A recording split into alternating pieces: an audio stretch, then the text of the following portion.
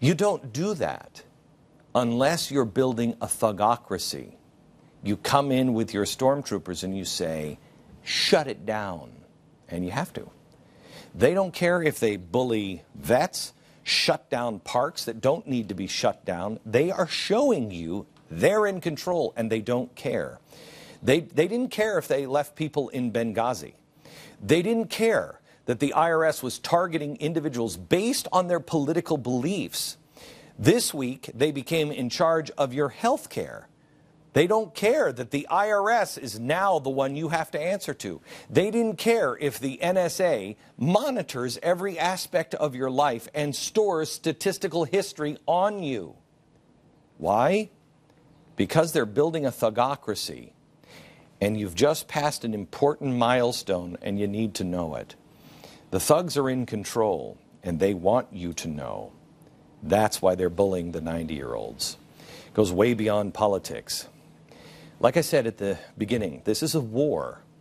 It's a war between authoritarian or libertarian. And the authoritarians believe that the ends justify the means. A couple of weeks ago, I watched the ending of Air Force One. I was flipping around and I saw the ending of Air Force One. And I want to show you this scene that you might have forgotten.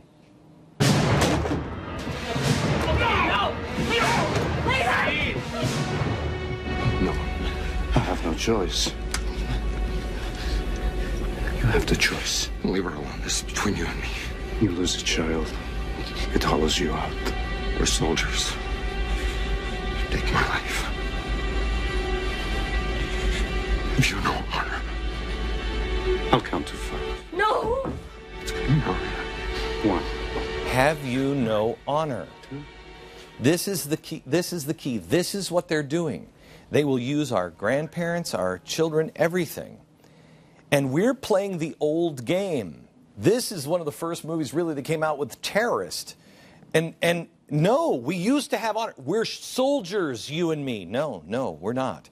They're revolutionaries. You don't shove heroes around. If you would do that to our greatest American generation, 90-year-old heroes, some of America's biggest heroes, imagine, are they going to treat the 90-year-olds differently when they get a hold of their health care and there's a shortage? Did you see the 1-800 number for Obamacare? I'm not kidding you. It spells 1-800-FU. Excuse me? Now, I don't think the president gave, the order to use a childish profanity in the phone number, but it is beyond comprehension that this is a mistake. This is somebody in the administration that thought, oh, this is just great, and we'll say F you to the free market proponents. That is who these people are. Just in the last 24 hours, they have likened the GOP to kidnappers, suicide bombers, arsonists, radical extremists, jihadists. What we're not for is negotiating with people who have a bomb strapped to their chest. Mr. Speaker, Republican extremists have put the federal government on the brink of a shutdown in less than 3 days. America will know exactly who to blame.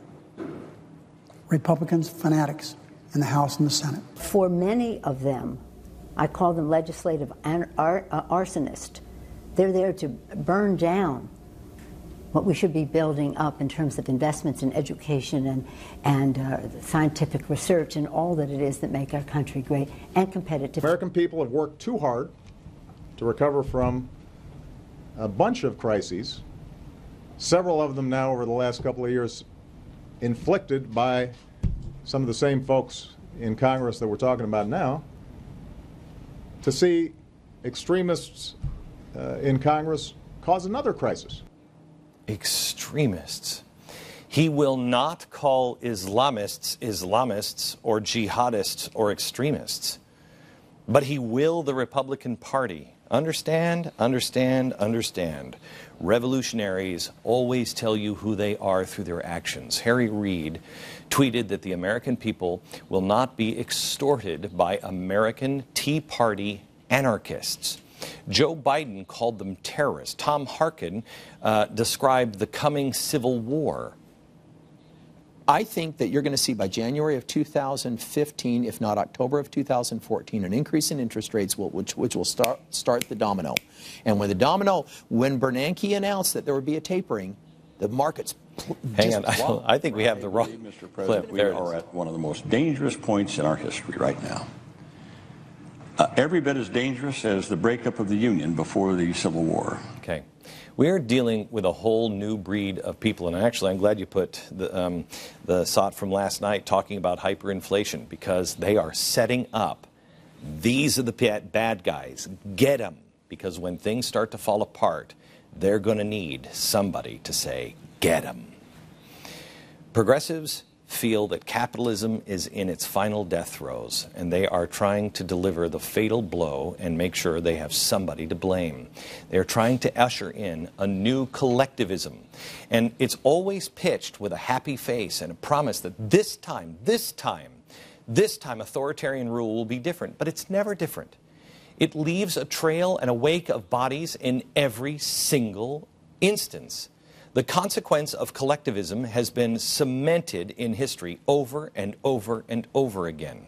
In collectivist China, 70 million perished under Chairman Mao. The Soviet Union killed 50 million people. Millions starved to death under Stalin. The communist Khmer Rouge slaughtered 50 million people. That's 25% of Cambodia's entire population. Because the collective was more important. The science is settled. And if you disagree, you are literally a Holocaust denier. Authoritarian collectivist governments always end with millions of people dead. Period. End of story. And what kills me is everyone knows 6 million people died under Hitler. Everyone. But make sure your children and your children's children and all the neighbors know that the Marxist Holocaust is not ever even taught to students. And it's bigger than the fascist Holocaust.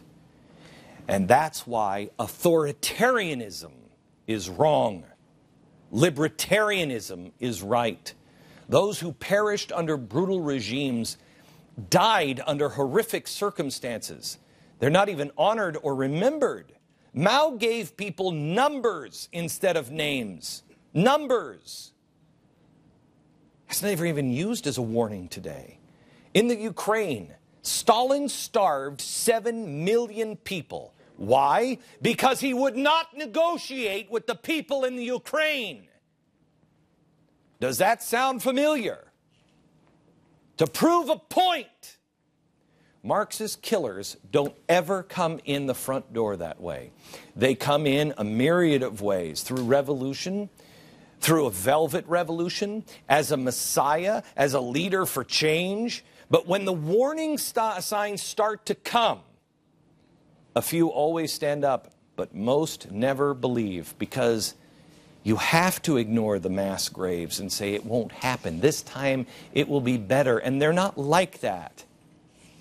They package it as something entirely different, and nobody wants to believe it. But let me tell you something. When they start pushing the greatest generation, when they start boxing them in and using them, that's a real problem, gang. That's a real problem. They have no reason to do that except to prove a point.